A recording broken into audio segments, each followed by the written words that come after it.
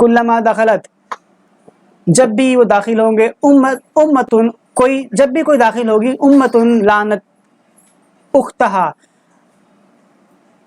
जब भी कोई उम्मत उसमें दाखिल होगी, ठीक है, पुरानी उम्मतों के साथ नई उम्मत दाखिल होगी, कुछ लोग पुराने होंगे और कुछ लोग उसमें नए दाखिल होंगे, तो वो क्या कहेंगे, लानत उख्तहा, अपने साथियों पर लानत करेंगे, हत्ता इज़्ज़त दरकू, जबकि वो मिल जाएंगे, फीहा जमिया, सब आपस में मिल जाएंगे, तो वो एक दूसरे पर इल्ज़ाम लगाने शुरू कर देंगे। जो भी कौम आएगी वो पिछले वाले को कहेगी कि इसकी वजह से हम गुमराही में हुए और हमारी गुमराही की जो सज़ा है वो भी इनको मिलनी चाहिए, इनको डबल सज़ा दे। तो कहा जाएगा कि सबके लिए डबल ही सज़ा है पिछले, और कहा जाएगा कि हाँ उन्होंने क्या, तो उनको दुगना अज़ाब दिया जाएगा सच में, और इनको भी दुगना दिया जाएगा। क्यों?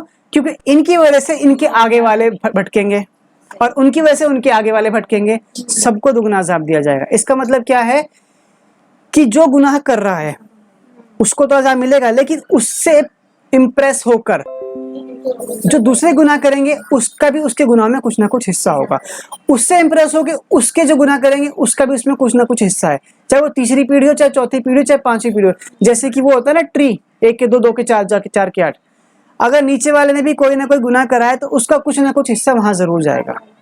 सबसे पहला कत्ल किसने किया था दुनिया में? हाबिल और काबिल थे ना, उन्होंने सबसे पहला कत्ल किया था दुनिया में, और उससे लोगों को पता चला कि कत्ल भी होता है। आज तक जितने भी गुनाह हो रहे, जितने भी कत्ल हो रहे हैं, उन सब का इल्ज़ाम कहीं ना कहीं उस पर भी जा रहा है, थोड़ा थोड़ा इल्ज़ाम। जिस तरीके से सवाब जारिया होता है इस तरीके से गुनाह जारिया भी है।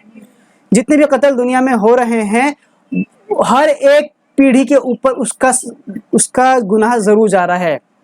जिसने भी कोई गुनाह की स्टार्टिंग करी, किसी को सिखाया ये गुनाह कैसे करते हैं, जहां जहां तक वो गुनाह जाएगा उसका गुनाह सब पे बढ़ता चला जाएगा, ये समझ लो बस। ठीक है, अमेरिका ने हिरोशिमा नागासाकी पे बम गिराए, आज तक वहां बच्चे माजूर पैदा हो रहे हैं, आज तक 70-80 साल हो गए, पता नहीं कब तक होंगे। ठीक है, जिसने वो बम बनाए होंगे उनको आज तक गुनाह मिल रहा है।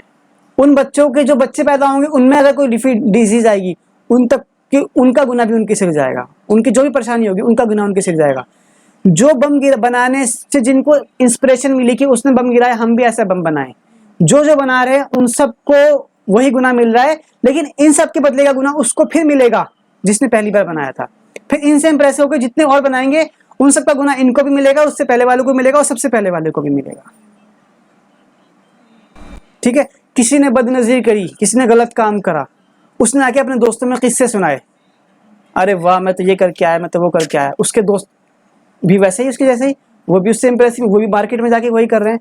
उन सबका गुनाह उसको मिलेगा, उनको भी मिलेगा, सबको गुनाह मिलेगा उसका। और जब तक वो सीरीज चलती रहेगी आगे तब तक वो गुनाह उसको मिलता रहेगा, जब तक कि वो तौबा ना कर ले। सिर्फ तौबा ही एक इसका इलाज है, बाकी इसका कोई इलाज नहीं है। और ये इतना लाजिम है क्योंकि ये लॉजिकली बिल्कुल सही बैठता है, जिसने गलती करी जिसकी वजह से पूरा मुआशरा बिगड़ रहा है उसको सज़ा मिलनी चाहिए, डेफिनेट सज़ा मिलनी चाहिए, और इस दुनिया में उसको सज़ा नहीं मिल सकती। क्या ये पॉसिबल है किसी को इस दुनिया में इतने सारी लिस्ट बना के उसकी सज़ा दी जाए?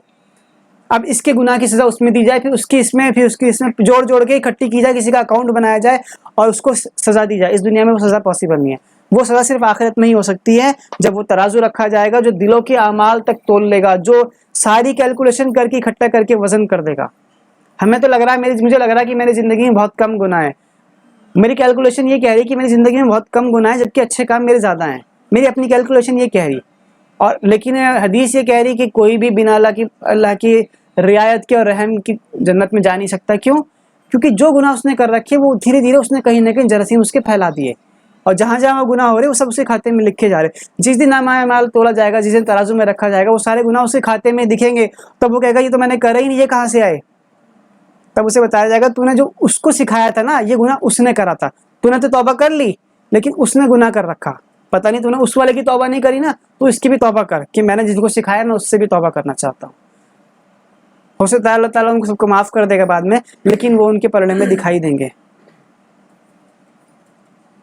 ठीक है, तो गुनाह जारिया बहुत खतरनाक चीज है। कुछ लोगों का ये तसव्वुर है कि ये दुनिया है, इसमें जो भी हम अच्छे काम करेंगे, बुरे काम करेंगे, उसके बाद हमें अगला जन्म मिलेगा, और इसके कर्मों के हिसाब से हमें अगला जन्म मिलेगा रिजल्ट के तौर पे, ठीक है। और फिर उस जन्म में जो कर्म होंगे उसके हिसाब से अगला जन्म मिलेगा। तो अगर यही चलता रहे तो इस जन्म के सारे गुना तो उसके पूरे हो नहीं पाएंगे, अगली बार जो भी देंगे फिर अगले जन्म में भी कुछ ना कुछ गुना करेगा, फिर वो भी जुड़ते रहेंगे, फिर अगले जन्म में गुना करता रहेगा, वो जुड़ते रहेंगे। तो खाता मेंटेन होने के बजाय बिखरता ही चला जाएगा। कभी वो समझ नहीं पाएगा, कभी खाता समझ नहीं पाएगा। अगर ये हिसाब, उसका हिसाब तो यह है कि सबका एग्जाम इकट्ठा करके एक साथ रख दिया जाए, कॉपी जैसे रख दी जाती है, सबकी कॉपी इकट्ठी करके रख दी जाए और सबको बाहर निकाल के फिर उनकी कैलकुलेशन की जाए, फिर देखा जाए कौन भारी कौन हल्का है।